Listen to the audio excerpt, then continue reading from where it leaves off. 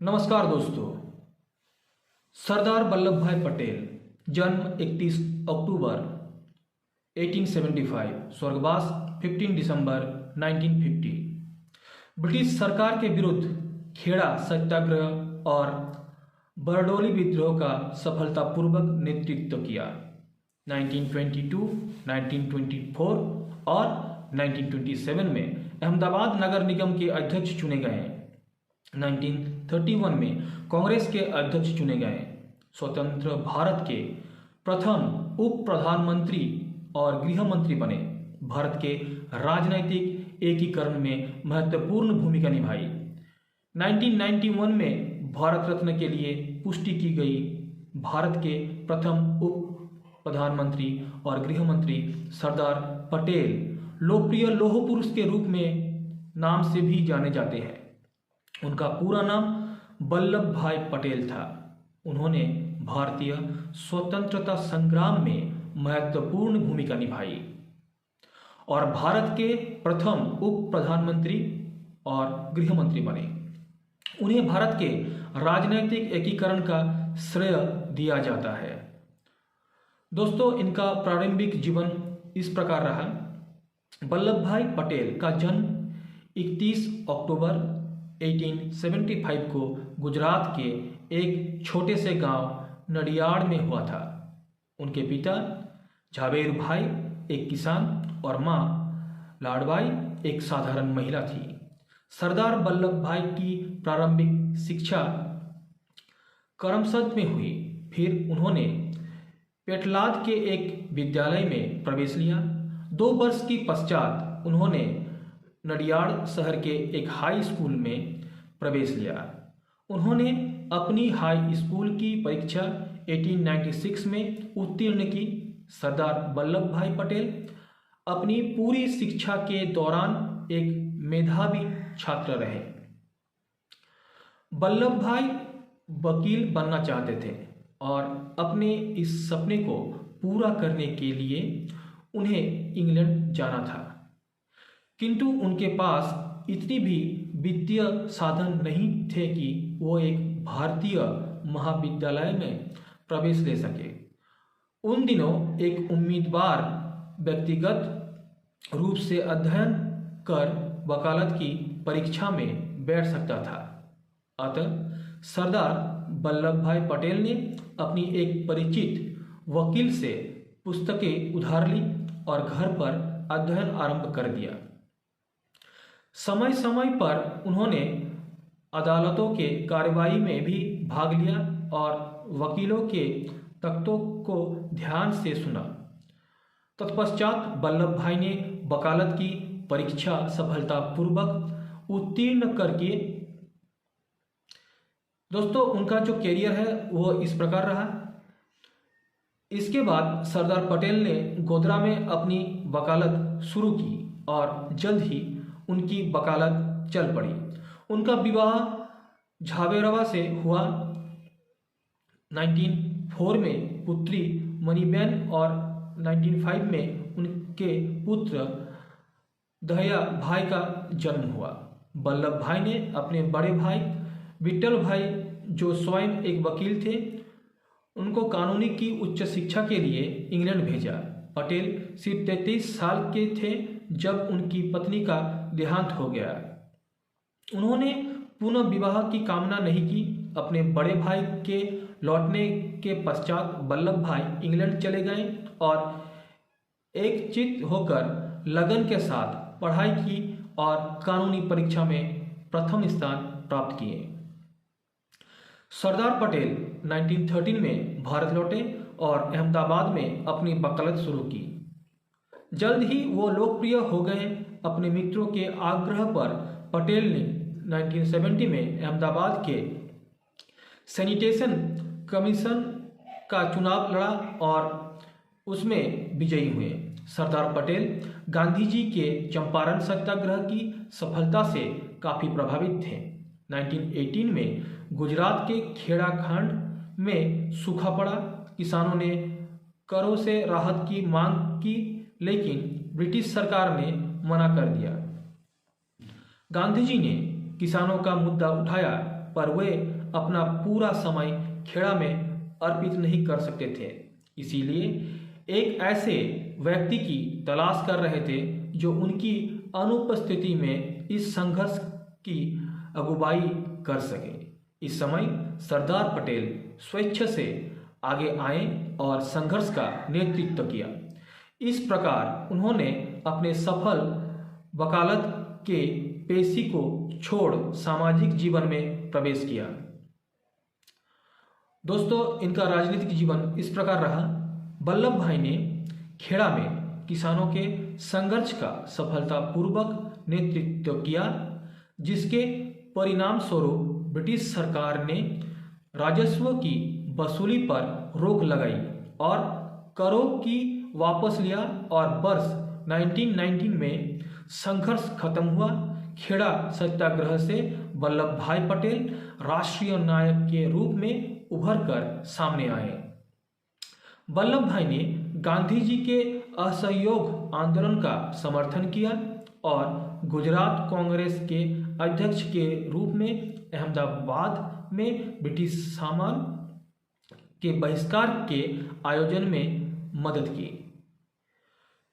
उन्होंने अपने विदेशी कपड़ों का त्याग किया और खादी पहनना शुरू किया। सरदार वल्लभ भाई पटेल 1922, 1924 और 1927 में अहमदाबाद के नगर निगम के अध्यक्ष चुने गए। उनके कार्यकाल में अहमदाबाद में बिजली की आपूर्ति को बढ़ाया गया और शिक्षा में सुधार हुआ। जल निकासी और स्वच्छता व्यवसाय का पूरे शहर में विस्तार किया गया। वर्ष 1928 में गुजरात का बरदोली तालुका बाढ़ और अकाल से पीड़ित था। संकट की इस घड़ी में ब्रिटिश सरकार ने राजस्व करों की 30% बढ़ा दिया। सरदार पटेल किसानों के समर्थन में उतरे और गवर्नर से करों को कम करने की गुहार लगाई। गवर्नर ने इससे इनकार कर दिया और सरकार ने करों को वसूलने के दिन भी घोषणा कर दी। सरदार पटेल ने किसानों को इकट्ठा किया और उनके करों की एक भी पाई ना चुकाने को कहा। सरकार ने इस संघर्ष को दबाने की कोशिश की, किंतु अतः उन्हें वल्लभ भाई पटेल के आगे झुकना पड़ा। बरदौली में इस संघर्ष के दौरान और बाद में मिली जीत के कारण पूरे भारत में सरदार पटेल का राजनीतिक कद और ऊंचा हो गया। पटेल अब अपने सहयोगियों और अनुयायियों द्वारा सरदार के नाम से संबोधित किए जाने लगे। 1930 में नमक सत्याग्रह के दौरान उन्हें गिरफ्तार कर लिया गया, जिससे पूरे गुजरात में आंदोलन और तीव्र हो गया और ब्रिटिश सरकार गांधी और पटेल को रिहा करने पर मजबूर हो गए। इसके बाद उन्हें मुंबई में एक बार फिर गिरफ्तार किया गया। 1931 में गांधी डार्विन समझौते पर हस्ताक्षर करने के पश्चात सरदार पटेल को जेल से रिहा किया गया और कराची में 1931 सत्र के लिए उन्हें कांग्रेस का अध्यक्ष चुना गया। लंदन में गोलमेज सम्मेलन की विफलता पर गांधी जी और सरदार पटेल की जनवरी 1932 में गिरफ्तार कर लिया गया और येरवादा की सेंट्रल जेल में कैद किया गया।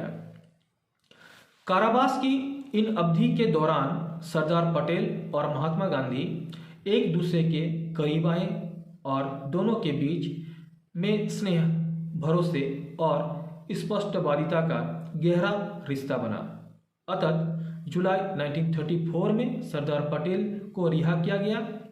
अगस्त 1942 में कांग्रेस ने भारत छोड़ो आंदोलन आरंभ किया। सरकार ने वल्लभ भाई पटेल सहित कांग्रेस के सारे विशिष्ट नेताओं को कारावास में डाल दिया। सारे नेताओं को 3 साल की बाद छोड़ दिया।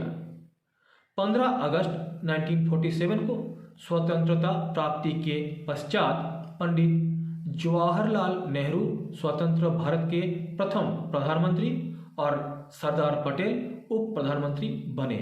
इसके अतिरिक्त वे गृह मंत्रालय, सूचना एवं प्रसारण और राज्यों के मंत्रालय के प्रभारी भी थे। दोस्तों, अब बात करते हैं देशी राज्यों का या कि रियासतों का विलय के बारे में। आज़ादी के समय भारत में कुल 565 रियासतें थीं। कुछ महाराजा और नवाब जिनका इन रियासतों पर शासन था जागरूक और देशभक्त थे, पर उनमें से बहुत सारे दौलत और सत्ता के नशे में थे। जब अंग्रेज ने भारत छोड़ा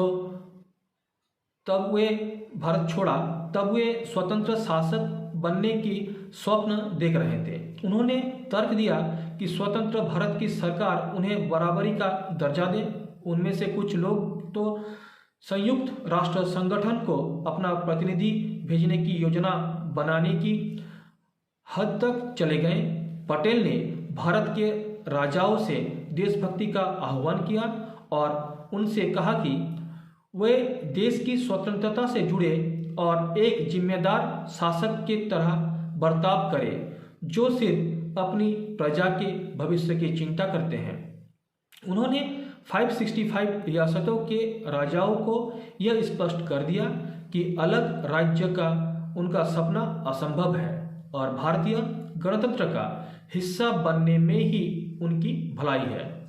इसके बाद उन्होंने महान बुद्धिमत्ता और राजनैतिक दूरदर्शिता के साथ छोटी रियासतों को संगठित किया। उनके इस पहल में रियासतों की जनता भी उनके साथ थी। उन्होंने हैदराबाद के निजाम और जूनागढ़ के नवाब को काबू में किया जो प्रारंभ में भारत से नहीं जुड़ना चाहते थे। उन्होंने एक बिखरे हुए देश को बिना किसी रक्तपात के संगठित कर दिया। अपने इस विशाल कार्य की उपलब्धि के लिए सरदार पटेल को लौह पुरुष का खिताब मिला। सरदार पटेल का देहांत 15 दिसंबर 1950 को हृदय की गति रुक जाने के कारण हुआ। देश के प्रति उनकी सेवाओं के लिए सरदार पटेल को 1991 में भारत रत्न से सम्मानित किया गया। दोस्तों, आज का वीडियो में इतना ही। मिलते हैं नेक्स्ट वीडियो में। वीडियो को लाइक कीजिए, चैनल को सब्सक्राइब कीजिए, चैनल को सपोर्ट कीजिए ताकि अच्छे अच्छे और वीडियो में आप लोगों के सामने ले आ पाऊँ। दोस्तों, मिलते हैं नेक्स्ट वीडियो में। जय हिंद, वंदे मातरम, जय भारत माता, नमस्कार।